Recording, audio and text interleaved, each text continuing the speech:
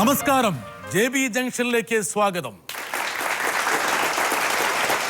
നിരവധി രൂപഭാവങ്ങളിലൂടെ മലയാള സിനിമയിൽ ശ്രദ്ധേയമായി മാറിയ രണ്ട് അഭിനയ വ്യക്തിത്വങ്ങൾ. മിമിക്രിയിൽ നിന്ന് ഡൂപ്പിലേക്കും ഡൂപ്പിൽ നിന്ന് നായക പരിവേഷമുള്ള വേഷങ്ങളിലേക്കും പ്രയാണം ചെയ്ത ടിനി ടോമും ഷാജോണും. ഇവരുമായിട്ടുള്ള സംഭാഷണം ഇവിടെ തുടരുകയാണ്.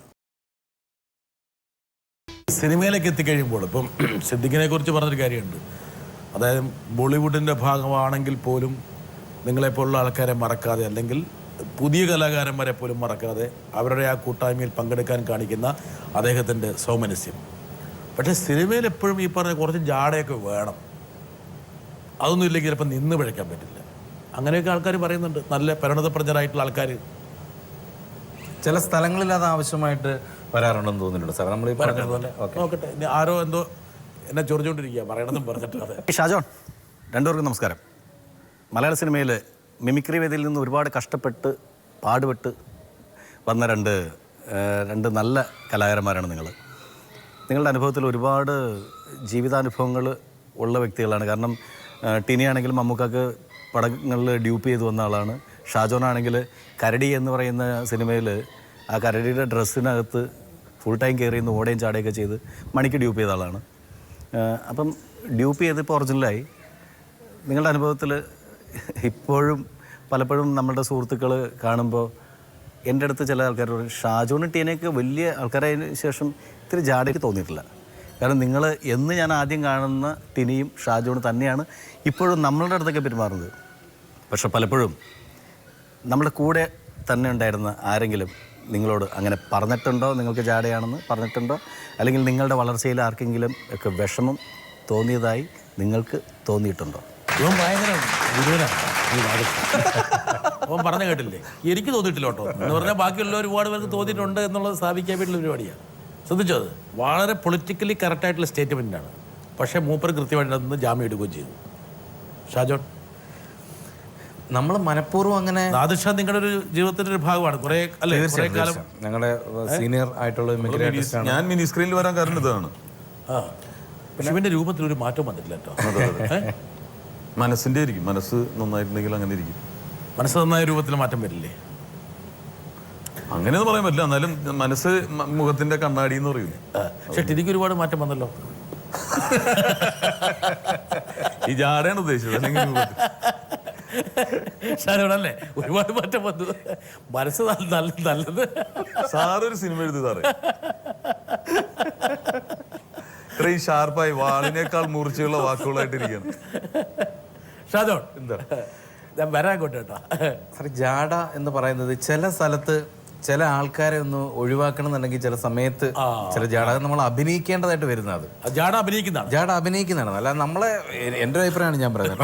നമ്മളെ പേഴ്സണലായിട്ട് അറിയാവുന്ന ആരും ഒരിക്കലും അങ്ങനെ ഇതുവരെ എന്നോട് ആരും ഇതുവരെ ഇങ്ങനെ പറഞ്ഞിട്ടില്ല.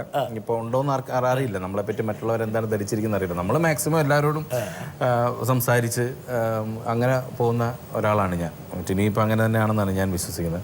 പിന്നെ ഇപ്പോൾ നമ്മളെപ്പറ്റി ആരെങ്കിലും പറയുന്നത്, പക്ഷേ ഞാനീ പറഞ്ഞില്ല, ചില സ്ഥലത്ത് നമ്മൾ നിൽക്കുമ്പോൾ ചുമ്മാ തോളയിലൊക്കെ കൈയിട്ട് വന്നിട്ട് ഒരു പരിചയമില്ലാത്ത ആൾക്കാരൊക്കെ വന്ന് തോളൊക്കെ സെൽഫി എടുത്തോട്ടെ എന്നൊക്കെ പറഞ്ഞു എടുക്കട്ടെ എന്നൊക്കെ പറഞ്ഞു കഴിഞ്ഞാൽ എന്താട്ടാ കൈയെടുത്ത് എന്ന് നമുക്ക് പറയേണ്ടി വരും. ആ സമയത്തുള്ള ഒരു ഫോട്ടോ എടുത്തോട്ടെ എന്ന് ചോദിച്ചാൽ നമ്മൾ എഴുന്നേറ്റ് നിന്ന് സെൽഫി വേണ്ടത് എടുക്കും. അപ്പൊ അങ്ങനെ ചില ആൾക്കാരെ ഒഴിവാക്കാൻ അപ്പൊ അവനെന്താ പറയുന്നറിയോ, ഓ എൻ്റെ ഒക്കെ ഒരു ജാട എന്താടാ എന്ന് പറഞ്ഞിട്ട് പോകും.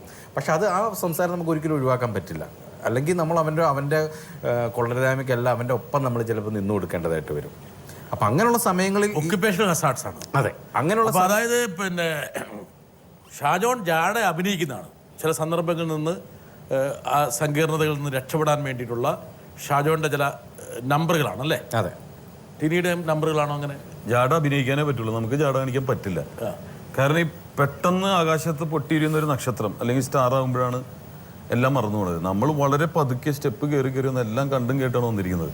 അപ്പോൾ ഈ പറയുന്ന പോലെ ചില അവസ്ഥകളിൽ ഇപ്പോൾ ബാറുകൾ കുറേ അടഞ്ഞു ഇരിക്കുന്നതുകൊണ്ട് കുറേ സുഖമുണ്ട്. കാരണം അല്ലെങ്കിൽ ബാറിൽ നിന്നൊക്കെ ആൾക്കാർ ഇറങ്ങിയപ്പോൾ നീ ആരാ സുരേഷ് ഗോപി ഇങ്ങനെ അടി, ഈ പറയുന്ന തോളത്തടിയാണ് പ്രശ്നം. ഞാൻ പേടിക്കുകയാണ് പലരും. കാരണം ഈ ലൊക്കേഷനിൽ ചില പെൺകുട്ടികൾ ജൂനിയർ ആർട്ടിസ്റ്റുകളൊക്കെ വന്നിട്ട് ഫോട്ടോ എടുക്കണമെന്ന് പറയുമ്പോൾ അങ്ങനെ ഒരു ഫോട്ടോയിൽ നിന്നാൽ ഭാവിയിൽ പ്രശ്നമാകുമെന്ന് വരെ പേടിക്കുന്നുണ്ട്. കാരണം അങ്ങനത്തെ ഒരു കാലഘട്ടമാണ്. അങ്ങനെ പ്രശ്നമായിട്ടുണ്ടോ? എനിക്കായിട്ടില്ല, ഉണ്ടാകാം. ആർക്കൊക്കെ ആയിട്ടുള്ളത്? എനിക്ക് അതിന് ഇനി ഞാൻ പ്രശ്നം ഉണ്ടാക്കണം. അങ്ങനെ വെറുതെ. ഷാജോൺ ആയിട്ടുണ്ടോ? ഷാജോൺ ആയിട്ടില്ല. ഇല്ല. അതൊക്കെ ബുദ്ധിപരം. അവിടെയൊക്കെയാണ് ജാടകൾ ഉപയോഗിക്കേണ്ട ആവശ്യം. ഭയങ്കര ബുദ്ധിമാനാണ് ഷാജോൺ. അതെ. അപ്പൊ ഇതുപോലെ നമ്മൾ ഫോട്ടോ എടുക്കുമ്പോൾ ഇപ്പൊ ഷാജോൺ ഞാൻ ഇങ്ങനെ ഒന്ന് എടുക്കുന്നത് ഇങ്ങനെ എടുക്കുന്നതും വ്യത്യാസമുണ്ട്. അപ്പൊ ഒരാളെ തോളത്ത് കൈയിട്ടാൽ ഇവനായിട്ട് എന്തോ ബന്ധമുണ്ട്. കാരണം ഇവൻ എന്താണെന്ന് പോലും നമുക്ക് അറിയില്ല. ഇതൊക്കെ ഭാവിയിലാണ് നമുക്ക് പ്രശ്നങ്ങൾ. ഈ ഒരു ഈ പറഞ്ഞ ടിനിയുടെ ഏറ്റവും വലിയ പ്രശ്നം എന്ന് വെച്ചാൽ ഈ സെറ്റിൽ ലൊക്കേഷനിൽ പോയി കഴിയുമ്പോൾ ടിനിക്ക് അറിയാത്ത ഈ പറഞ്ഞ ചില ചെറിയ സീനൊക്കെ ബിറ്റൊക്കെ ചെയ്യാൻ വേണ്ടി ഇരുന്ന പെൺകുട്ടികൾ ടിനിയുടെ തോളത്ത് കൈവച്ചിട്ട് ഫോട്ടോ എടുക്കണമെന്ന് പറയും. അതാണ് ടിനീനെ ഇപ്പോൾ ഏറ്റവും കൂടുതൽ അലോസരപ്പെടുത്തുന്ന ഒരു പ്രധാനപ്പെട്ട ഒരു കാര്യം. തോളത്ത് കൈയിടണമെന്ന് പറയില്ല, വെറുതെ കൂടെ നിൽക്കാൻ വരെ എനിക്ക് പേടിയാണ്. അതെ. എന്ത് എത്രമാത്രം പേടിക്കണം? നമ്മുടെ വടിയിൽ കനവില്ലേ പിന്നെ അങ്ങനെ പേടിക്കാൻ. ഇന്ന് പുരുഷനൊക്കെ ഷാജോൺ അങ്ങനെ പേടി. സ്ത്രീ പറഞ്ഞാൽ എല്ലാവരും കേൾക്കാം. ഷാജോൺ അവർ ചേർന്ന് നിന്ന് എടുക്കട്ടെ അല്ലെങ്കിൽ കൈ ഷാജോൺ എടുക്കാറില്ല. ഷാജോൺ ഒഴിവാക്കാറുണ്ട്. അല്ല ഞാൻ പറയും, ഒരു സ്ത്രീ പറയുന്നത് ആദ്യം കേൾക്കുന്നുള്ളൂ എല്ലാവരും. പിന്നീട് പുരുഷന്റെ ഭാഗത്ത് നിന്ന് പുരുഷ പീഡനങ്ങൾ നടക്കുന്ന ആരും ശ്രദ്ധിക്കുന്നില്ലല്ലോ. അത് ടിനി പറഞ്ഞൊരു കാര്യമുണ്ട്. ഒരു പക്ഷേ ഈ സിനിമാക്കാരെ കുറിച്ച് എന്ത് അപഖ്യാതി ആൾക്കാർക്ക് പറയാന്നൊരു അതെ അല്ലേ? ജനങ്ങൾ പെട്ടെന്ന് ശ്രദ്ധിക്കുമല്ലോ സാർ. അത് നമ്മുടെ ഭാഗത്താണ് എന്താണ് ശരിയാണോ തെറ്റാണോ എന്ന് ആരും ചിന്തിക്കും. ആദ്യം ഒരു നടനും നടിയും ഒന്നിക്കാണ്. ഇവര് നല്ല ചേർച്ചിന്റെ ഒരു കെട്ടിയാൽ നന്നായിരിക്കും എന്ന് പറയും. ഇങ്ങനെ പറഞ്ഞുകൊണ്ടിരിക്കുന്ന ഇതേ ആൾക്കാർ തന്നെ കെട്ടി ഡൈവോഴ്സിന്റെ എന്തോ മണക്കുന്നുണ്ട്. ഈ ഒന്നിപ്പിച്ച ആൾക്കാർ തന്നെയാണ് ഇത് പിരിപ്പിക്കുന്നത്. അപ്പൊ അത് പൊതുജനം അങ്ങനെ പറഞ്ഞുകൊണ്ടിരിക്കും. അതിനെല്ലാം നമ്മൾ നിന്നു കൊടുക്കരുന്നുള്ളതാണ്. പക്ഷെ ടിനി യഥാർത്ഥത്തിൽ ഒരു വ്യക്തിയുടെ അഭിനയ മൂല്യം അല്ലെങ്കിൽ താരമൂല്യം അളക്കുന്നത് ആ വ്യക്തിയെക്കുറിച്ച് എത്രത്തോളം ഗോസിപ്പുകൾ വരുന്നതനുസരിച്ചാണ്. മലയാളത്തിലല്ല, ഇപ്പം തമിഴിലാണെങ്കിലും ഹോളിവുഡിലാണെങ്കിലും ബോളിവുഡിലാണെങ്കിലും 10 ഗോസിപ്പ് വന്നാൽ ആ ഗോസിപ്പിന്റെ ഉടമയ്ക്കാണ് ഏറ്റവും കൂടുതൽ റേറ്റിംഗ് ഉള്ളത്. അല്ലല്ല, ഞാനൊന്നുമില്ല. ഒരു നടന്റെ വ്യക്തിപരമായ ജീവിതം നമ്മൾ ഇടപെടുന്നില്ല. അദ്ദേഹത്തിന്റെ കഴിവിനെയാണ് നമ്മൾ അംഗീകരിക്കുന്നത്. സ്ക്രീനിൽ വരുമ്പോൾ അദ്ദേഹം എന്താണ് അത് മാത്രമേ നമ്മൾ. മറ്റു ഭാഷകളിലൊക്കെ സ്വന്തം ഗോസിപ്പ് ഉണ്ടാക്കി കൊടുക്കും. ഉദാഹരണം പറഞ്ഞാൽ ഇന്നയാളെ ഡേറ്റ് ചെയ്തുകൊണ്ടിരിക്കുകയാണ് ഇപ്പോൾ, ഇന്ന പെൺകുട്ടിയെ വിട്ട് വേറൊരു പെൺകുട്ടിയാണ് ഇപ്പം ചെയ്യുന്നത്. അതൊക്കെ ഇവ തന്നെ ചെയ്യുന്നത്, അല്ലെങ്കിൽ ആ പെൺകുട്ടിയെ ചെയ്യണത്. ഇവിടെ പക്ഷെ അങ്ങനെയല്ല. ഇവിടുത്തെ ഒരു കൾച്ചർ അങ്ങനെയല്ലോ സാർ. നമുക്ക് അവിടുത്തെ നമുക്ക് കമ്പയർ ചെയ്യാൻ പറ്റില്ല അല്ലേ? ഇങ്ങനെ ഒരു വാർത്ത കൊടുക്കുന്ന ടിനിക്ക് എപ്പോഴെങ്കിലും ആഗ്രഹം ഉണ്ടായിട്ടുണ്ടോ? നമ്മൾ ജീവിച്ചു പോയാൽ മതി. എനിക്ക് ഏറ്റവും വലുത് നമ്മൾ കുടുംബത്തിൽ സമാധാനം ഉണ്ടാവുക എന്നുള്ളതാണ്. ഈ പരിപാടിയായിട്ട് അതില്ലാണ്ടായി തീരുന്നത് ഒരാഗ്രഹം. നമ്മൾ സിനിമാടനാവുക, കാശ് ഉണ്ടാക്കുക, ആദ്യം വേണ്ടത് കുടുംബത്തിൽ സമാധാനം. ഒരു കുടുംബം ഉണ്ടാവുക തന്നെ ഭാഗ്യമാണ്. ഭാര്യ അസ്ത്രം പോലെ പേടിയാണോ? പേടിയൊന്നുമില്ല, പിന്നെ ഭയം. ഈ പുക വരുമ്പോൾ ചോദിക്കുന്നത് എന്താണ് ഈ പുക, എന്തിനു പിന്നിലൊരു തീ ഉണ്ടല്ലോ എന്ന് ഇരിക്കും. വെറുതെ എന്തിനാ സംശയം ഉണ്ടാക്കുന്നത്? പക്ഷേ ഈ ടിനിയുടെ പ്രത്യേകത എന്താ പറയുക, ടിനിയുടെ കല വിട്ടിട്ട് മാത്രമേ ഇതാ ടിനി ഒരു മോനൊക്കെ ഒരേപോലെ ഒരു അച്ചിൽ വാർത്ത പോലെയാണല്ലോ. ഇനി അതിലും എന്തോ ഒരു വ്യത്യാസം ഉണ്ടല്ലോ.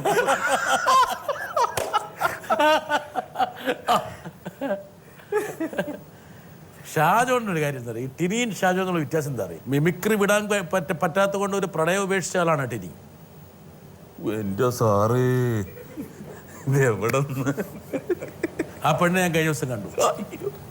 ഒരു റൂമിൽ ഭയങ്കര അടുപ്പമായിട്ട് ആ പെൺകുട്ടിയുടെ പേര് ഞാൻ പറയണോ? പറയണ്ടല്ലോ. വേണ്ട. ഇപ്പൊ എവിടെയാന്ന് ഞാൻ പറയണോ? പറയണമെങ്കിൽ ഞാൻ പറഞ്ഞുതരാം. വേണ്ടേ? വേണ്ട. അതായത് ഷാജോൺ അറിയോ കഥ? ഇല്ല, എനിക്കറിയില്ല. എൻ്റെ ഷാജോണെ പ്രണയിച്ചു, ഗാഢമായ പ്രണയം. പക്ഷേ അവൾക്ക് ഒറ്റ ഡിമാൻഡ് ഉണ്ടായിരുന്നുള്ളൂ. പറയാം, ഞാൻ പറയത്തില്ല, തിരി പറഞ്ഞു. ഞാൻ തന്നെ പറഞ്ഞു കഴിഞ്ഞാൽ ആൾക്കാർ വിചാരിക്കും ഞാൻ എന്താ തെറ്റ് പറയുന്നത്. പറയാനുള്ളതെല്ലാം പറഞ്ഞല്ലേ, ഇനി എന്ത് പറയാനാണ്? സാർ തന്നെ പറഞ്ഞു. എന്നാലും എങ്ങനെയാണെന്നും കൂടെ ഒന്ന് അത്ര വിശദീകരിക്കണ്ട. ഇനി ഇത് മതി. അവളെ സദ്യ തന്നല്ല. മിമിക്രി നിർത്തണമെന്ന് പറഞ്ഞു, അത് പറ്റില്ല എന്ന് പറഞ്ഞു. മിമിക്രി നിർത്തണമെന്ന് പറഞ്ഞു, പറ്റില്ല എന്ന് പറഞ്ഞു. അതോടെ പ്രണയം വലിച്ചെറിഞ്ഞു. ഇത് ഈ സിംഹക്കൂട് പോലെ തോന്നണം എനിക്ക്. ഇനി രക്ഷപ്പെടാൻ പറ്റില്ല. സർക്കസിലൊക്കെ ഒരു കൂടുണ്ടല്ലോ, അതുപോലെയാണ് ഫീൽ ചെയ്യണത്. ഇപ്പൊ ഒന്നും കാണാൻ പറ്റുന്നില്ല, മൊത്തത്തിൽ ലൈറ്റൊക്കെ ഇല്ല. ഷാജോടെ ഞാൻ എന്തെങ്കിലും തെറ്റ് പറഞ്ഞു? ഇത്രയും നല്ല ഞാൻ കുട്ടിയുടെ ഒരു കമന്റ്സ് ഇടാൻ പറ്റുമോ? ഇത് ഏത് നേരത്തെ ഒരു പരിപാടിക്ക് വരാന്ന് ഏറ്റുന്നു. ഇനിയിപ്പോ സംഭവിക്കാൻ പോകുന്നത് അറിയാം. ഇനി ഇവിടുന്ന് ഇറങ്ങിയ ഉടനെ ടിനി അവളെ വിളിക്കും. ഇനി നിന്നോട് ഇതൊക്കെ പറയാൻ പറഞ്ഞ അപ്പൊ ഇപ്പോഴും ബന്ധമുണ്ടെന്നുള്ള സാറ് പറഞ്ഞത് അതും പറഞ്ഞു വരുത്താണ് വേറെ രീതിയിൽ. സാറ് മറ്റേ മൈൻഡ് റീഡറാണ്, മറ്റേ ഹിപ്നോട്ടിസം പരിപാടികൾ. അതുകൊണ്ട് ഞാൻ വേറെ കുട്ടിയുടെ കാര്യം പറയണോ? അതില്ല, അതുണ്ടാവില്ല. ഒരു ചെറിയ ക്രഷ് പറഞ്ഞു പുറത്തുനിന്ന് വരുത്തിക്കാൻ ഓരോന്ന്. പക്ഷെ ഷാജോൺ അങ്ങനെയല്ല. ഷാജോൺ കമ്മിറ്റ്മെന്റ് ഇല്ല എല്ലാവരോടും ഒരുപോലെ. കൃത്യമായിട്ട് കാര്യം നേരിട്ടങ്ങ് പോയി പറഞ്ഞു. ഇതന്നെ എനിക്ക് പ്രണയമാണ്. നേരെ വീട്ടിലേക്ക് കയറി ചെന്നു. വീട്ടിൽ ആദ്യം അന്വേഷിച്ചു പട്ടി ഉണ്ടോ എന്ന് അന്വേഷിച്ചു. ഇല്ലാന്ന് അന്വേഷിച്ച് ഉറപ്പ് വരുത്തിയ ശേഷം ഷാജോൺ നേരെ തൃശ്ശൂർക്ക് വിട്ട് നേരെ കയറി ചെന്ന് പെണ്ണ് ചോദിച്ചു. പെണ്ണ് ചോദിച്ചു. അല്ലേ ഷാജോൺ? അതെ അതെ. ഒരു തരത്തിലും അവിടെ ഒരു കൊയാരങ്ങളി ഉണ്ടായില്ല. അപ്പൊ ഞാൻ പെണ്ണ് ചോദിച്ചില്ല കട്ടുണ്ടെന്നാണ് സാർ പറഞ്ഞത്. എന്റെ മാന്യമായി നടന്ന കല്യാണമാണ്. സായം മാന്യമായിട്ട് ചെന്നു കല്യാണം കഴിച്ചിട്ട് ഞാൻ ഏതാണ്ട് എവിടെ നിന്ന് ഇറക്കി കൊണ്ടുവന്ന്. ഷാജോന്റെ സഹധർമ്മിണി ഷാജോൺ, അവള് കലാകാരിയല്ലേ? അതെ. പേരെന്താണെന്ന് അറിയാലോ? എന്താ? ഡീന്. കലയാണോ അതെയോ അവളെയാണോ അവളുടെ സൗന്ദര്യത്തെയാണോ സ്വഭാവത്തെയാണോ എന്താണ്? കലയെ ആദ്യം ഇഷ്ടപ്പെട്ടു. പിന്നെ അവളുടെ കല എന്ന് പറഞ്ഞാൽ വേറെ പെൺകുട്ടിയൊന്നും അല്ല കേട്ടോ. അവളുടെ കലയാണ്. അത് മേഖല പിടിക്കും. ഡാൻസർ ആയിരുന്നു, ഡാൻസ് ചെയ്യായിരുന്നു, ക്ലാസിക്കലും സിനിമാറ്റിക്കും ഒക്കെ. അപ്പൊ അത് കണ്ടുള്ളൊരു ആദ്യം ഒരു ഇഷ്ടം തോന്നി. ഡാൻസിൽ ആകർഷണായി. ആകർഷണായി. അങ്ങനെ പിന്നെ അവളുടെ സ്വഭാവം. ഇത് ക്ലാസിക്കലായിരുന്നോ സിനിമാറ്റിക്? ക്ലാസിക്കലും സിനിമാറ്റിക്കും എല്ലാം ചെയ്യും. രണ്ടും മാറി എല്ലാം ഏതിലാണ് താങ്കൾ ആകർഷണായത്? രണ്ടിലും ആകർഷണായി. രണ്ടിലും ആകർഷണായി. അപ്പം അങ്ങനെ പിന്നെ അവളുടെ സ്വഭാവം ഇനി ശ്രദ്ധിക്കണം കേട്ടോ ഡയലോഗുകൾ. രണ്ടിലും ആകർഷണായി. ഇതൊക്കെ പറയുമ്പോൾ സൂക്ഷിക്കണം കേട്ടോ. ഇനിയും ആകർഷിക്കാൻ സാധ്യതയുണ്ട് എന്നൊക്കെ പറഞ്ഞു വരും. ഡാൻസ് കണ്ടാൽ എന്നൊക്കെ പറഞ്ഞ് ഇതൊക്കെ പറയുമ്പോൾ സൂക്ഷിക്കണം. ഇത് കോടതിയാണത്. അപ്പൊ അങ്ങനെ പിന്നെ അവളോട് ഞാൻ അവിടെ വെച്ച് നേരിട്ട് ഞങ്ങളൊരു ഗൾഫ് ഷോയിൽ വെച്ചിട്ടാണ് ഞങ്ങൾ പരിചയം. അവിടെ വെച്ച് പ്രപ്പോസ് ചെയ്തു. ഞാൻ സംസാരിച്ചു. അപ്പോൾ എനിക്ക് ആ സമയത്ത് അമ്മച്ചി കല്യാണ ആലോചനയൊക്കെ നടന്നുകൊണ്ടിരിക്കുന്ന പെണ്ണ് കണ്ടുകൊണ്ടിരിക്കുന്ന സമയമാണ്. അപ്പോൾ ഞാൻ അവളോട് ആദ്യം ഇങ്ങനെ ചോദിച്ചു, ഇങ്ങനെ കല്യാണം ആലോചിച്ചുകൊണ്ടിരിക്കുകയാണ്, താല്പര്യമുണ്ടോ എന്ന് ചോദിച്ചു. പറഞ്ഞു വീട്ടിൽ വന്ന് ചോദിച്ചു, വീട്ടുകാർക്ക് ഓക്കെ ആണെന്നുണ്ടെങ്കിൽ കുഴപ്പമില്ല എന്ന് പറഞ്ഞു. അപ്പോൾ എൻ്റെ ബ്രദർ ആ സമയത്ത് ദുബായിലുണ്ട്. ഷൂച്ചാൻ ദുബായിൽ വർക്ക് ചെയ്യുന്നത്. അപ്പോൾ അച്ഛനോട് ഞാൻ വിളിച്ചു പറഞ്ഞു, അച്ഛൻ വന്ന് ഇവിടെ കണ്ടു. അച്ഛനും ഇവളോട് ചോദിച്ചു. ഭയങ്കര ഫാസ്റ്റ് എല്ലാം പെട്ടെന്ന് കയ്യിൽ നിന്ന് വിട്ടുപോരുന്നല്ലോ. അപ്പോൾ അച്ഛനും സംസാരിച്ചപ്പോൾ അവള് പറഞ്ഞു ഇങ്ങനെ വീട്ടുകാരോട് സംസാരിച്ചാൽ കുഴപ്പമില്ല എന്ന് പറഞ്ഞു. അപ്പം ഞാൻ ആ പ്രോഗ്രാം കഴിഞ്ഞ് നാട്ടിൽ വന്ന് പിറ്റേ ആഴ്ച തന്നെ. പക്ഷെ ആദ്യം ഇവൾക്കൊരു അല്പം ജാടയുണ്ടെന്ന് തോന്നിയോ ഷാജോണ്?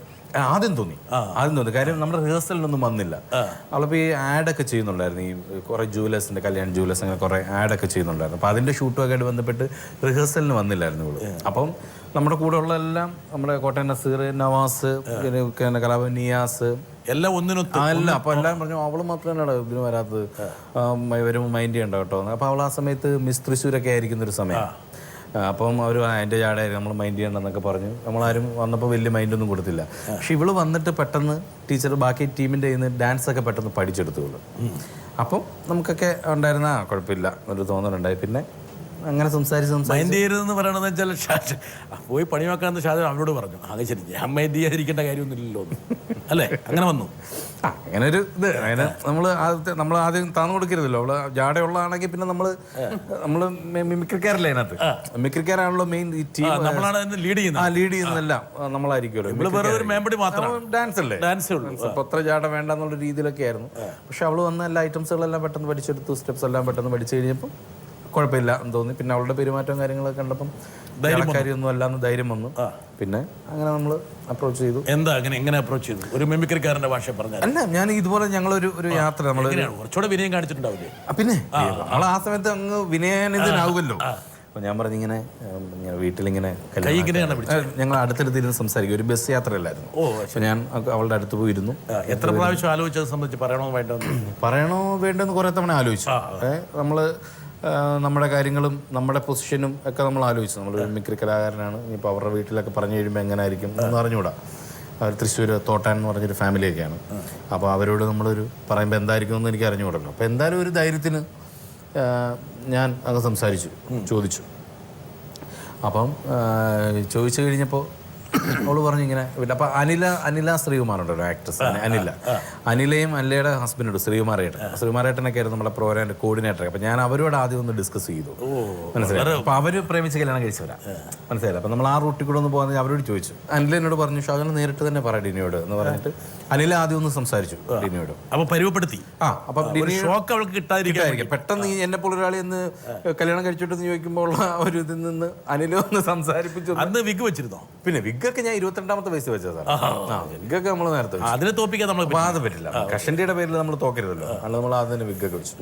എന്നിട്ട് ഞാൻ ഇങ്ങനെ ചോദിച്ചു കഴിഞ്ഞപ്പം എന്നെ ഞെട്ടിച്ചുകൊണ്ട് അവൾ ഇങ്ങനെയാണ് പറഞ്ഞത്. വീട്ടുകാർക്ക് ഓക്കെ ആണെന്നുണ്ടെങ്കിൽ എനിക്ക് ഓക്കെ, എനിക്ക് ഓക്കെ ആയിരിക്കും. വരട്ടെ, ഓക്കെ വരട്ടെ. നല്ല എനിക്കിപ്പോൾ ഒരു കാര്യം അറിയാനുണ്ട്. ഈ പ്രോഗ്രാമിലൂടെ ഞാൻ ചോദിക്കുകയാണ്, നമ്മുടെ ഈ ജീവിതത്തിൻ്റെ ഇടയിൽ കുഞ്ഞിന് ഇതുവരെ ആഗ്രഹിച്ചിട്ട് കിട്ടാതെ പോയിട്ടുള്ള എന്തെങ്കിലും ഒരു കാര്യമുണ്ടോ? വളരെ അപകടം പിടിച്ച ചോദ്യമല്ല ടിബി. അതിന്റെ ഉത്തരം നന്നായ പ്രശ്നമൊന്നുമില്ല. പറഞ്ഞു സാർ ഉദ്ദേശിക്കുന്നത് ഭയങ്കര അപകടം പിടിച്ച ചോദ്യം. സാർ ഉദ്ദേശിച്ച വേറെയാണ്. ആഗ്രഹിച്ചിട്ട് കിട്ടാതെ പോയിട്ടുള്ള ഒന്നുമില്ല സാർ. അതെ, ശരിക്കും തീർച്ചയായിട്ടും സംതൃപ്തനാവട്ടെ ജീവിതത്തിൽ. തീർച്ചയായിട്ടും 100%. പിന്നെ നമ്മൾ എന്താണ് കിട്ടാത്തതിനോർത്ത് നമ്മൾ സങ്കടപ്പെടുന്നില്ല, അത്രേ ഉള്ളൂ. നമ്മൾ കിട്ടിയതിന് വെച്ച് നമ്മൾ സംതൃപ്തനാണ്. കിട്ടാത്തതായിട്ട് ചിലതുണ്ട്. ഇല്ല, കിട്ടാത്തതായിട്ട് നമുക്ക് എന്താ പറയുന്നത്, നമ്മളിപ്പം എന്തെങ്കിലും ചോദിച്ചു കഴിഞ്ഞാൽ അത് കിട്ടാത്തതിൽ വിഷമമുണ്ടെന്ന് ചോദിച്ചാൽ വിഷമം ഇല്ലാന്ന് ഞാൻ പറയുള്ളൂ. തീർച്ചയായിട്ടും വേണമെങ്കിൽ ഞാൻ മനസ്സിലാക്കുന്നത് വെച്ചാൽ ഷാജോന്റെ ഒരു പക്ഷേ കലാജീവിതം എന്ന് പറയുന്നത് സിനിമയിൽ വരുമെന്നും ഇത്ര ശ്രദ്ധിക്കപ്പെടുമെന്നും ഇത്ര ആരാധന ഉണ്ടാവുമെന്നും ഒരിക്കലും ഷാജോൺ ഇല്ല അല്ലേ, അങ്ങനെ ചിന്ത ഒരിക്കലും ഉണ്ടായിട്ടില്ല. ചിന്തിച്ചില്ല. അപ്പൊ അത് വെച്ച് നോക്കുമ്പോൾ ലഭിച്ചതൊക്കെ ബോണസ് ആണ്. തീർച്ചയായും സാർ, അതാണ് ഞാൻ പറഞ്ഞത്. നമ്മൾ കിട്ടുന്നതെല്ലാം നമുക്ക് വലിയ ദൈവാനുഗ്രഹമായിട്ട് തന്നെ കാണുന്നത്. എങ്കിൽ പോലും കുറച്ച് കിട്ടിക്കഴിയുമ്പോൾ ടിനി കുറച്ചുകൂടെ കിട്ടണമെന്നുള്ള ആഗ്രഹം വരില്ലേ? ആഗ്രഹം ഉണ്ടാകും, അത് ഉണ്ടാകുമ്പോഴാണ് നമ്മൾ പിന്നെ പെർഫോം ചെയ്യാൻ. ഉദാഹരണം പറഞ്ഞാൽ ഇത് പോരാ, അതെ അതെ, ഇത് പോരാ. ഓരോ സിനിമയിലും ഒരു പക്ഷേ കരടിയായിരുന്ന സമയത്ത് അതിന് കോമ്പൻസേറ്റ് ചെയ്യാൻ വേണ്ടി ഒരു മിഠായി കിട്ടി, ഒരു ചെറിയൊരു ഒറ്റ ഡയലോഗ് അല്ലേ, ഒരു വാചകം, അതിൽ സംതൃപ്തനായിരുന്നില്ല. ഇല്ല ഇല്ല. ആ അസംതൃപ്തിയാണ് ഒരുപക്ഷെ ഷാജോൺ എന്നുള്ള ഷാജോണെ ഈ ഷാജോൺ ആക്കി മാറ്റിയത്. അതുപോലെ ടിനി എന്നുള്ള ഒരു ഡൂപ്പിനെ, മമ്മൂക്കയുടെ ഡൂപ്പിനെ ഒരുപാട് ശ്രദ്ധേയമായിട്ടുള്ള വേഷങ്ങൾ കൈകാര്യം ചെയ്യാൻ പ്രാപ്തരാക്കിയത്. പടം പക്ഷേ അധികം ഓടാത്തതിന്റെ പേരിൽ, അതായത് ഇന്നിറങ്ങിയിരുന്നെങ്കിൽ സൂപ്പർ ഹിറ്റ് ആയിരുന്നേനെ. കാരണം പക്ഷെ ആ പടം പിന്നീട് ലാലു ഇവിടെ ഉണ്ടായിരുന്നു. ഞങ്ങൾ അതിൽ മനസ്സിലാക്കിയൊരു കാര്യമുണ്ട്, ഈ സിനിമ പിന്നീട് ബോക്സ് ഓഫീസിൽ പരാജയപ്പെട്ടെങ്കിലും ചാനൽ വൻ വിജയമായി. അത് മമ്മൂക്ക ഹ്യൂമർ ചെയ്യുന്ന ഒരു കാലഘട്ടം എന്ന് പറയുന്നത് 2 കാലഘട്ടമായിട്ട് തിരിക്കും. ഒന്ന് രാജമാണിക്യത്തിന് ശേഷം മുൻപും. രാജമാണിക്യത്തിന് അങ്ങനെ ഒരു ഇറ നമുക്ക് വെക്കേണ്ടി വരും. അപ്പൊ രാജമാണിക്യത്തിന് ശേഷം ആയിരുന്നെങ്കിൽ ഇതൊരു സൂപ്പർ ഹിറ്റ് ആയിരുന്നേനെ. ലാൽജോ സാറ് ഇത് നേരത്തെ അദ്ദേഹത്തിൽ ഈ ഒരു കഴിവ് കണ്ടെത്തിയതുകൊണ്ടാണ് ഒരു ഹ്യൂമറസ് ആയിട്ട് ചെയ്ത പടം. പക്ഷെ ആൾക്കാർ പ്രതീക്ഷിച്ചത് ഒരു സീരിയസ് പടമായിരുന്നു. കാലത്തിന് മുമ്പേ പോയൊരു പടം. പടം നല്ല പടം തന്നെ, കാലത്തിന് മുൻപേ വന്നത്. കാലത്തിന് മുമ്പേ പോയി. പക്ഷെ എങ്കിലും ടെലിവിഷന്റെ ഒരു കാലഘട്ടമായതുകൊണ്ട് ആ പടം പോയില്ല. ഇല്ല, എനിക്കിപ്പോഴും ഉദ്ഘാടനങ്ങൾ കിട്ടാറുണ്ട്. പട്ടാളത്തിന്റെ പേരിൽ ഇപ്പോഴും കിട്ടാറുണ്ട് ഉദ്ഘാടനം. ഓ ശരി, അങ്ങനെ ഒരു കാര്യം കൂടി ഉണ്ട്. പല രൂപത്തിലും കോലത്തിലാണ് മൂപ്പർക്ക് അനുഗ്രഹങ്ങൾ തേടി വരുന്നത്. പിന്നെ ആദ്യമായിട്ട് നമ്മൾ പരീക്ഷിച്ച് ബിജു മേനോൻ ഞങ്ങൾ തമ്മിലുള്ള കോമ്പിനേഷൻ ഇപ്പൊ വർക്കൗട്ട് ചെയ്തു. അതാണ്, വെള്ളിമൂങ്ങ ചെയ്യുമ്പോഴും നമ്മൾ ഓർക്കുകയാണ് എത്ര വർഷം മുമ്പ് നമ്മൾ ഇത് ചെയ്തു, ഇപ്പോഴാണ് നമുക്കൊരു ഹിറ്റ് കിട്ടിയത്. 2003 പട്ടാളം. അപ്പം ഒരു 10 പതിറ്റാണ്ട് കഴിഞ്ഞിട്ടാണ് നിങ്ങൾ വീണ്ടും വെള്ളിമൂങ്ങ ചെയ്തത്. പക്ഷെ ആ ഒരു 10 പതിറ്റാണ്ട് മുമ്പത്തെ ആ ഒരു സിങ്ക്, ആ ഒരു കെമിസ്ട്രി നിലനിന്നു അല്ലേ? അതെ അതെ, നമ്മളെല്ലാവരും ഉണ്ടായിരുന്നു. എല്ലാവരും ഉണ്ടായിരുന്നു. ഈ കഥാപാത്രം സൂപ്പർ അല്ലേ? നന്നായി ആസ്വദിച്ചല്ലേ? പിന്നെ തീർച്ചയായിട്ടും തിരിനെ അങ്ങോട്ട് കടഞ്ഞെടുക്കുകയാണ്. ഒരുപക്ഷെ ഒരുപാട് കാലം ഉപയോഗിക്കാതിരുന്ന ഒരു ഉരുപ്പടിയായിരുന്നു ഈ തിനിയെന്ന് ഒരു തോന്നലുണ്ടായി. ശരിക്കും പറയാം, ഞാൻ സീരിയസ് ആയിട്ട് പറയാം, നമ്മളൊക്കെ ഒരുപാട് ആസ്വദിച്ചൊരു പടമാണ് മമ്മൂക്കയുടെ ഈ പടം. അതിൽ ഈ ഓരോ കഥാപാത്രത്തിനും അതിൻ്റെ ഒരു പ്രത്യേകത. ചില സമയത്ത് ഈ ചില സിനിമകളിൽ നായകനോ അല്ലെങ്കിൽ നായികയോ മാത്രമേ പ്രാധാന്യം ഉണ്ടാവുള്ളൂ. ഒരുപാട് കഥാപാത്രം ഉണ്ടാവും, പക്ഷെ ആരും ശ്രദ്ധിക്കില്ല. പക്ഷേ ഈ സിനിമകളിൽ, അല്ലെങ്കിൽ ഇപ്പം ഞാൻ ഷാജോണിലേക്ക് വരുന്നതിന് മുമ്പ് ദൃശ്യം പോലുള്ള സിനിമകൾ, അവിടെ ഓരോ എലമെൻറ്റിനും ഒരു പ്രത്യേകത ഉണ്ടായിരുന്നു. അതുപോലെയാണ് ഈ സൂപ്പർ എന്നുള്ള കഥാപാത്രത്തിൽ ഒരു ഡ്രൈവറുടെ എല്ലാവിധ കള്ളത്തറകളും കംപ്ലീറ്റ്. പിന്നെ ആ ഫോണൊക്കെ ചെയ്യുമ്പോണ്ടല്ലോ, ഫോൺ ചെയ്തിട്ട് ജോസേട്ടാ നിങ്ങളുടെ ഭാര്യ ഇപ്പം ഇങ്ങോട്ട് കയറി പോകുന്നുണ്ട്, അങ്ങനെ ഒരു രംഗം എനിക്കിപ്പോഴും ഓർമ്മയുണ്ട്. അത് എത്ര നൈസർഗികമായിട്ടും സ്വാഭാവികമായിട്ടും പറഞ്ഞു വരുന്നത് മനസ്സിലായി. എത്രയോ കാലമായിട്ട് ഇത് ചെയ്തുകൊണ്ടിരുന്ന ഒരാൾ ചെയ്ത കുടുംബം കലക്കി അല്ലേ? വലിയ സാറ്റിസ്ഫാക്ഷൻ ഉണ്ടായി ഈ സിനിമ അല്ലേ?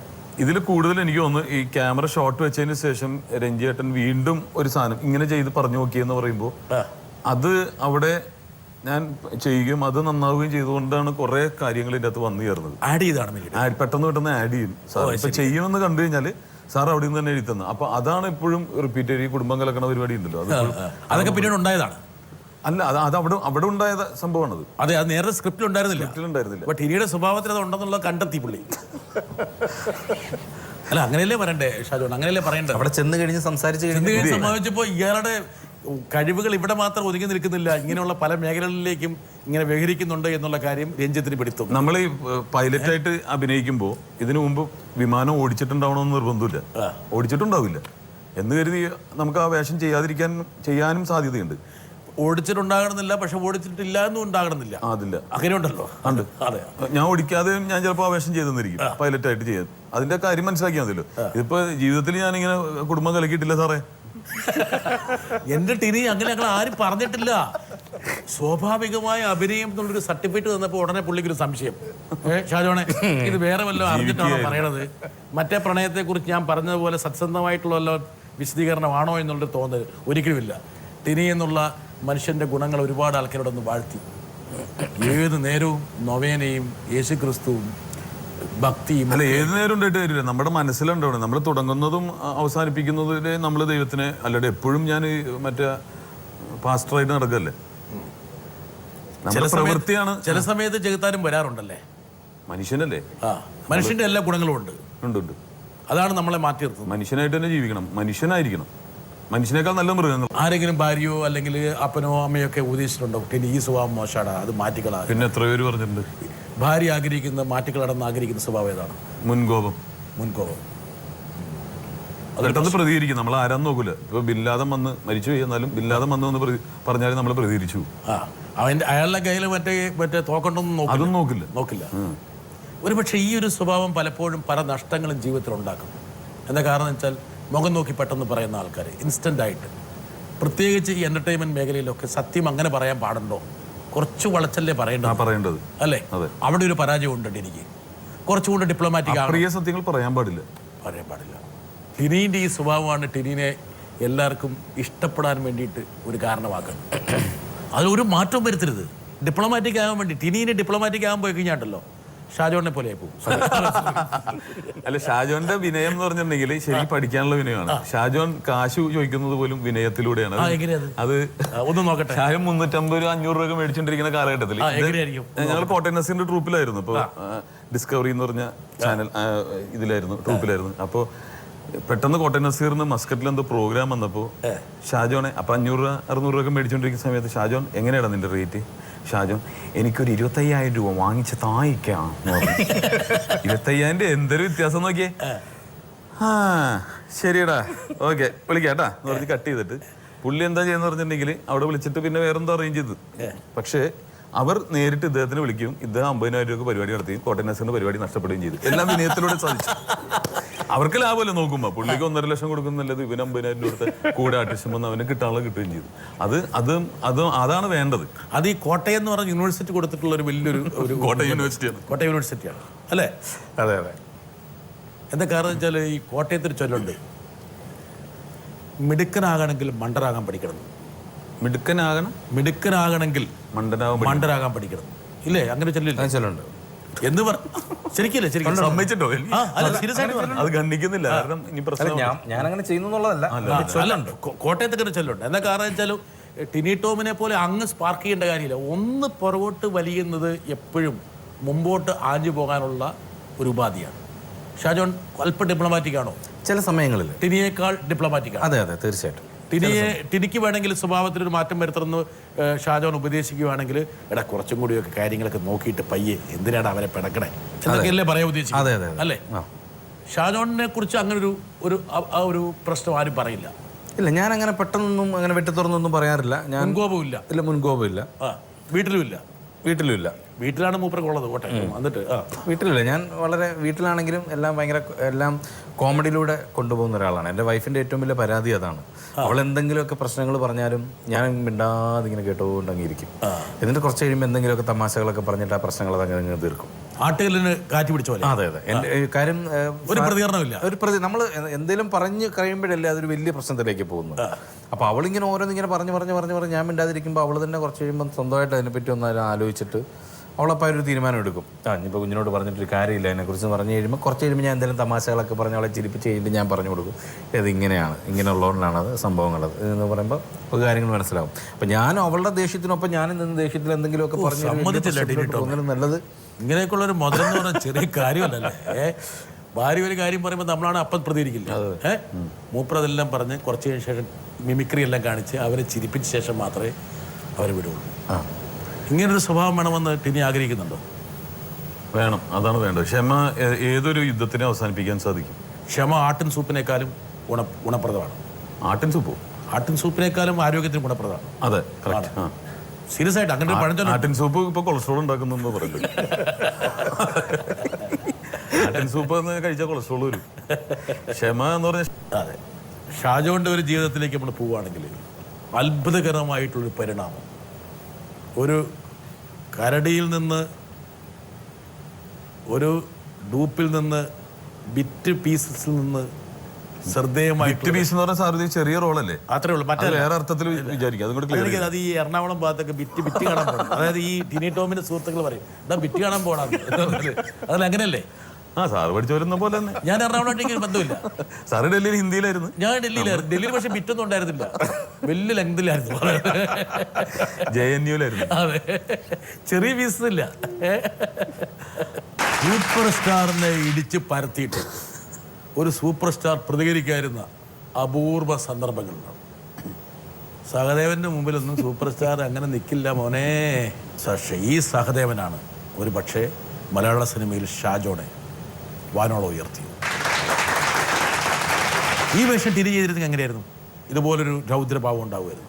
ഇപ്പോൾ കലാഭവമണി ചെയ്ത് ഇപ്പൊ ഇന്ത്യയിൽ വേറെ ആൾ ചെയ്യുന്നുണ്ട്. ഒരു കാര്യം തന്നെ പല രീതിയിലായിരിക്കും, ജനലിലൂടെ കാണുന്ന പോലെ ആയിരിക്കും.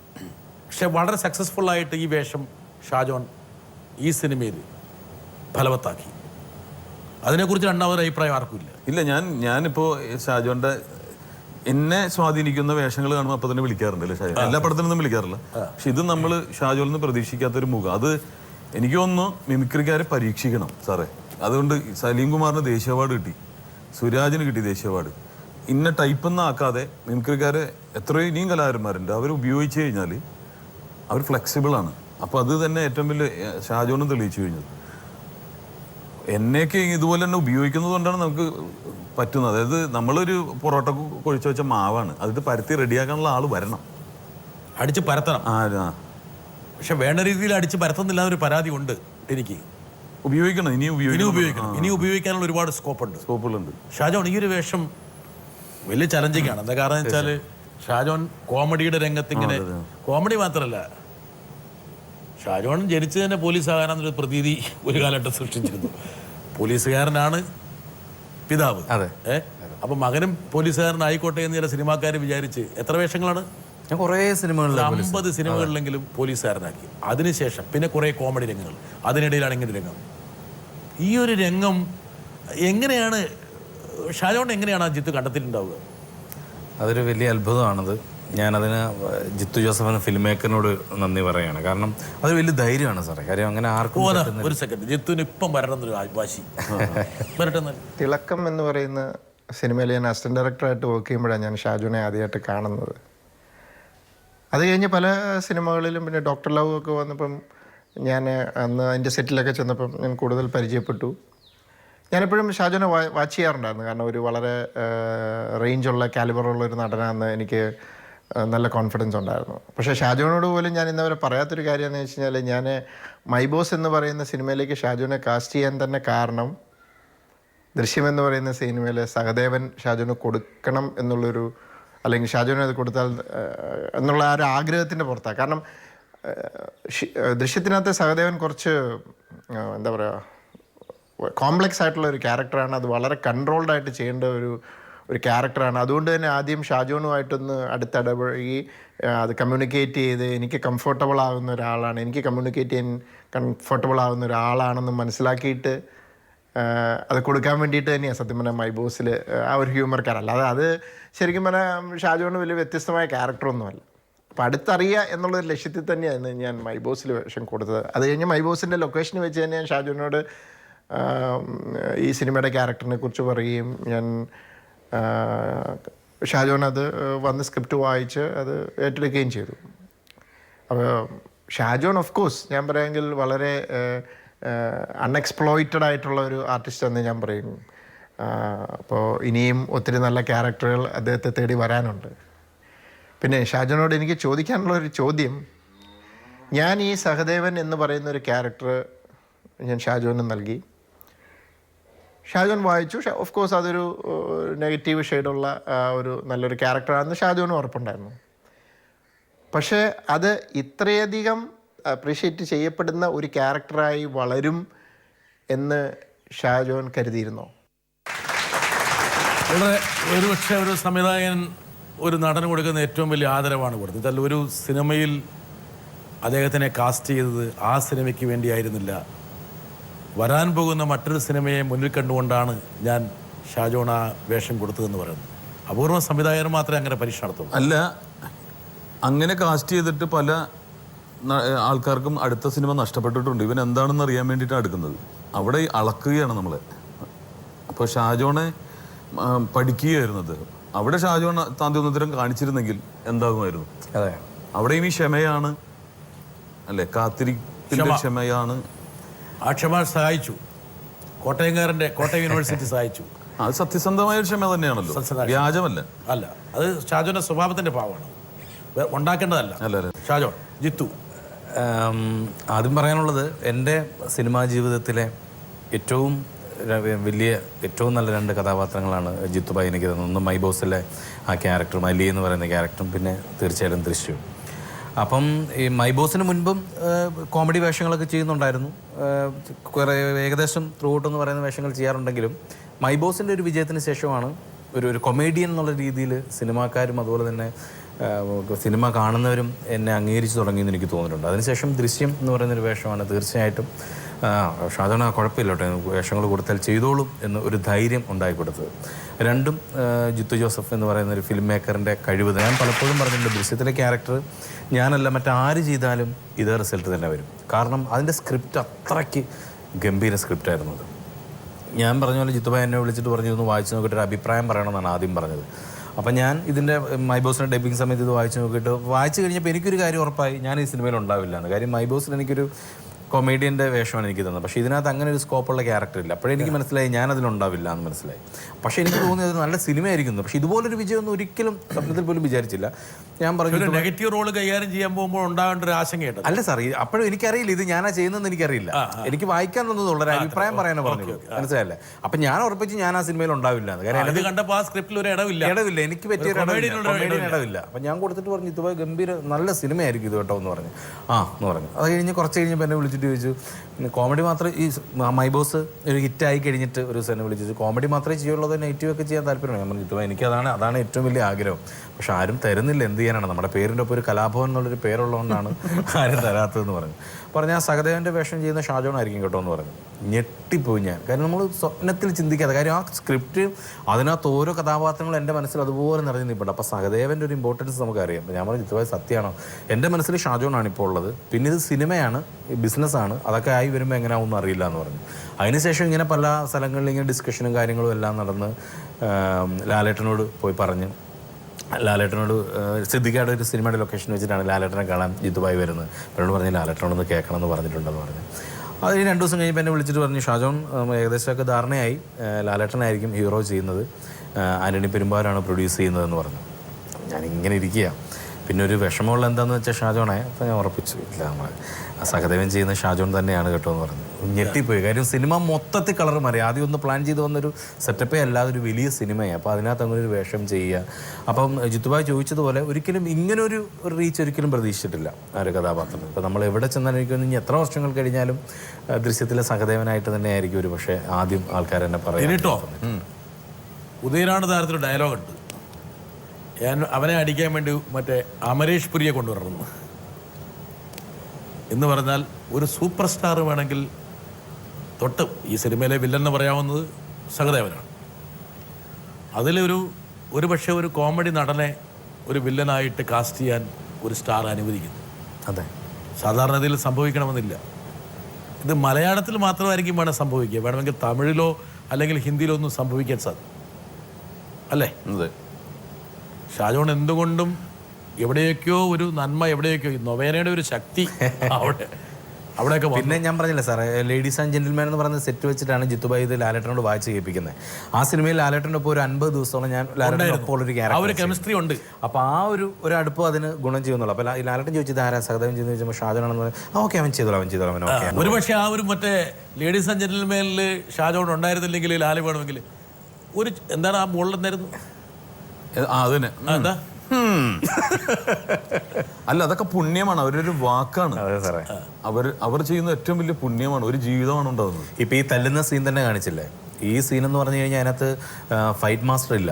അപ്പം ജിത്തുബായി പറഞ്ഞു ഫൈറ്റ് മാസ്റ്ററെ കൊണ്ടുവന്ന് കഴിഞ്ഞാൽ അത് കംപ്ലീറ്റ് അതൊരു മെക്കാനിക്കലാണ് വെച്ച് അവിടെ തട്ടി ഇവിടെ ഇടിച്ചത്. അപ്പം ജിത്തുബായി പറഞ്ഞു എനിക്ക് അങ്ങനെയല്ല വേണ്ടത്, ഒരു ജയിലിൽ ഒരാളെ കിട്ടി എങ്ങനെ ഇടിക്കും അതുപോലെ ഇടിക്കണം എന്ന് പറഞ്ഞു. എനിക്കാണ് ഉള്ളിൽ ഇങ്ങനെ കിടന്ന് വിറക്കുകയാണ്. കാരണം ഒന്നാമത്തെ കാര്യം ഇടിക്കേണ്ടത് ലാലേട്ടനെയാണ്, മനസ്സിലായല്ലോ. എന്നാൽ ഈ ഫൈറ്റ് മാസ്റ്ററും കൂടി ഇല്ല. അതിലേക്ക് തന്നെ നമ്മൾ അങ്ങനെ ഫൈറ്റ് ഒന്നും ചെയ്തിട്ടില്ല സിനിമയിൽ. ഇത് ഫൈറ്റ് മാസ്റ്ററും ഇല്ല, പിന്നെ എങ്ങനെ ഇടിക്കുമെന്ന് അറിഞ്ഞുകൂടാ. അപ്പോൾ ലാലേട്ടന് മനസ്സിലായെന്ന് തോന്നുന്നു, എനിക്ക് ടെൻഷൻ ഉള്ളത്. ലാലേട്ടൻ അപ്പോൾ നമ്മുടെ തോളലൊക്കെ ആയിട്ട് മോനെ അത് കുഴപ്പമില്ല മോനെ അത് ഇവിടെ ചവിട്ടണം. അപ്പോൾ ചേട്ടൻ ഇങ്ങനെ ഒന്ന് ചെരിഞ്ഞു പുള്ളിയാണ് മോൻ ഇവിടെ ചവിട്ടണം. അപ്പോൾ ചേട്ടൻ ഇങ്ങനെ പിടിക്കും. അപ്പോൾ അത് കഴിയുമ്പോൾ മോൻ ഇവിടെ ഇടിക്കുക. അപ്പോൾ ചേട്ടൻ ഇങ്ങനെ കുനിയുമ്പോൾ വയറിന് ഇടിക്കുക എന്നൊക്കെ പറഞ്ഞ് ഫുള്ള് കമ്പോസ് ചെയ്ത് ലാലേട്ടൻ തന്നെയാണ്. അപ്പോൾ ജിത്തുബായി പറഞ്ഞു ഞങ്ങൾ ക്യാമറ എടുത്ത് ശ്രീത്ത് വാസുദേവാണ് ക്യാമറ, ഞങ്ങൾ ക്യാമറ എടുത്ത് വരും, നിങ്ങൾ എന്താണെന്ന് വെച്ചാൽ ചെയ്തോളാൻ പറഞ്ഞു. അപ്പോൾ ലാലേട്ടനാണ് അത് ഫുള്ള്. എനിക്കാണ് ചവിട്ടാൻ പേടി. ലാലേട്ടൻ ചവിട്ട് ഇവിടെ ചവിട്ടിയാൽ ആ ഷൂവിൻ്റെ പാട് ഇവിടെ വരണം, എന്നാലും അത് ഫീൽ നീ ചവിട്ടെന്ന് പറയാൻ ഇങ്ങനെ കിട്ടുന്ന ഇട്ടിക്കുകയാണ്. ഓരോ ഷൂട്ടിന് ലാലേട്ടൻ മനങ്ങി വന്ന് പറഞ്ഞ് വേറെ കഥകളൊക്കെ പറഞ്ഞ് തമാശകളൊക്കെ പറഞ്ഞ് നമ്മൾ ഒരുക്കി എടുക്കുക എന്നൊക്കെ പറയത്തില്ല അതിന് വേണ്ടിയിട്ട്. അപ്പോൾ ധൈര്യം തന്നെ അങ്ങനെ എടുത്താണ്. അപ്പോൾ അതിൻ്റെ ഫുൾ ക്രെഡിറ്റ് തീർച്ചയായിട്ടും ജിത്തുബായിക്കും ലാലേട്ടനും സുജിത്തിനും അവകാശപ്പെട്ട തന്നെയാണ്. നമ്മളെ കൊണ്ട് ചെയ്യിപ്പിക്കുക. ഞാൻ ഈ സിനിമയുടെ ലൊക്കേഷന് തൊടുപുഴ ചെന്ന് ഞാൻ തലേദിവസം ചെന്നിട്ട് ഞാൻ നേരെ ജിത്തുബായുടെ റൂമിൽ ചെന്ന് പറഞ്ഞു എനിക്കൊന്നും അറിഞ്ഞുകൂടാ, ഞാൻ അങ്ങ് ഏൽപ്പിക്കുക, എന്താന്ന് വെച്ചാൽ എന്നെ കൊണ്ട് അങ്ങ് ചെയ്യിപ്പിച്ചോണെന്ന് പറഞ്ഞു. താങ്കളുടെ പാദങ്ങളിലേക്ക് ഞാൻ സമർപ്പിക്കണം. ജിത്തുബായി ഒന്ന് ചുമ്മാ ആയിരുന്നു, നമ്മളങ്ങ് ചെയ്യുക എന്നെ അങ്ങനെ ഒന്നും പറഞ്ഞാൽ എന്നെ കൂടെ ടെൻഷൻ അടിപ്പിക്കില്ല, നമുക്കങ്ങ് ചെയ്യാന്ന് എന്ന് പറഞ്ഞു. ആ ഒരു ധൈര്യം തരലുണ്ടല്ലോ, അത് ഭയങ്കരമാണ്. പിന്നെ ഓരോ ഷോട്ട് കഴിയുമ്പോഴും ഞാൻ ഇങ്ങനെ ജിത്തുബായുടെ മുഖത്തേക്ക് നോക്കും. മോണിറ്ററിൻ്റെ അവിടെ ഇരിക്കുമ്പം ഞാൻ ഇങ്ങനെ അഭിനയിച്ച് കഴിഞ്ഞിട്ട് ഇങ്ങനെ നോക്കും ജിത്തുബായി മോണിറ്റർ ഇങ്ങനെ നോക്കിയിട്ട് എന്നെ നോക്കിയിട്ട് ഇങ്ങനെ കാണിച്ചു കഴിയുമ്പോഴാണ് നമുക്കൊരു കാര്യം, നമ്മളിപ്പോഴും കോമഡി ചെയ്തുകൊണ്ടിരിക്കുന്നത്. Thank you Abhirami. Thank you so much. Wish you the best. Thank you so അപ്പൊ ഇനിയും വലിയ വലിയ നേട്ടങ്ങൾ കൊയ്തിട്ട് വീണ്ടും JB ജംഗ്ഷനിൽ വരണമെന്നുള്ള അഭ്യർത്ഥനയോട് കൂടിയിട്ട് ടാറ്റ, ബൈ ബൈ.